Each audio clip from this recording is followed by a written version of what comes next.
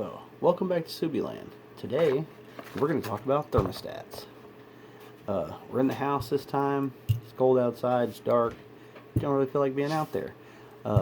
So, we're going to have a short and sweet discussion about thermostats.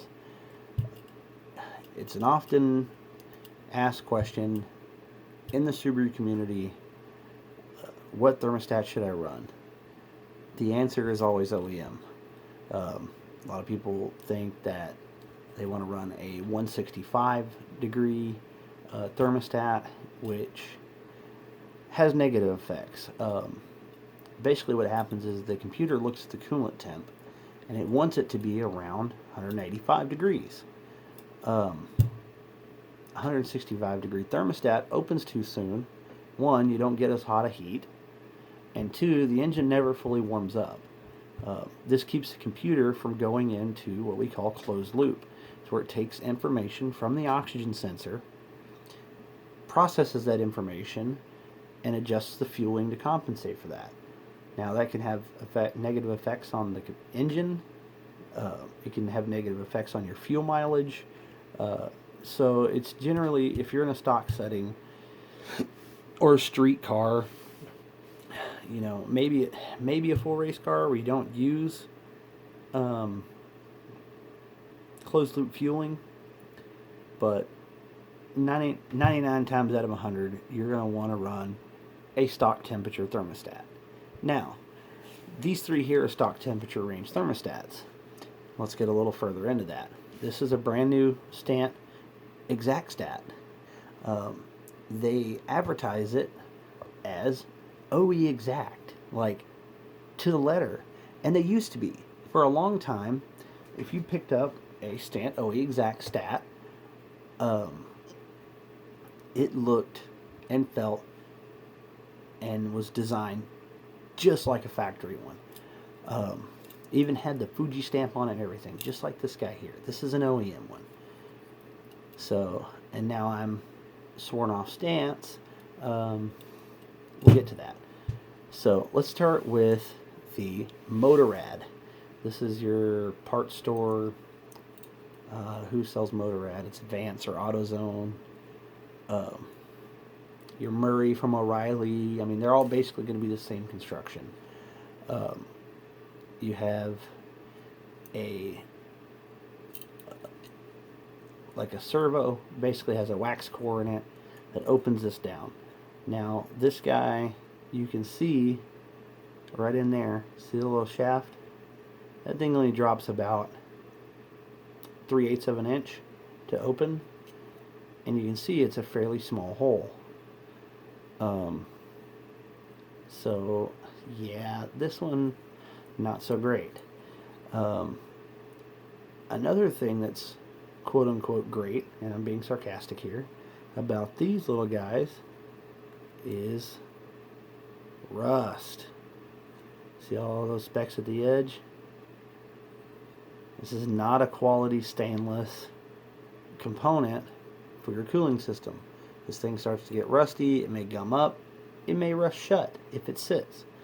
I see a lot of cars have overheating issues caused by this. These little guys right here, auto parts store quality thermostats. They just plain fail. I see a lot of them that just don't even open. You can drop them in boiling water and they don't open. So enough about that little $3.99 special. Let's get to our Stant exact stat. Now, I just opened this box. In fact, here's my pocket knife here. I kind of had to redo my video here, so I already opened it. But this is not like an OE. Basically, if you compare it to this guy, the opening hole is a little bit bigger. It's a couple millimeters bigger than the made in Israel, Pakistan, whichever country it came from. Example here, just a little bit, but see the servo on it is a little taller, so it means it's going to open a few millimeters more. maybe 3 or 4 millimeters more. So it's actually okay. This will pass muster in a stock application 2.5, probably be okay. I still don't use them anymore. Used to, when you took a stat out of the box, it looked like this. This is an OEM. If you look at the size of the servo on this one, it moves about 1/2 of an inch. You can see it's beefy, it's bulky. The tent in the top is higher. I don't know what exactly they call this, but here's where the meat and potatoes are. Look at the size of the opening on that monster. I mean, that thing can flow some coolant.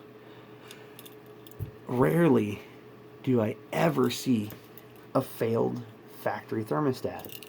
They still change them as a maintenance item.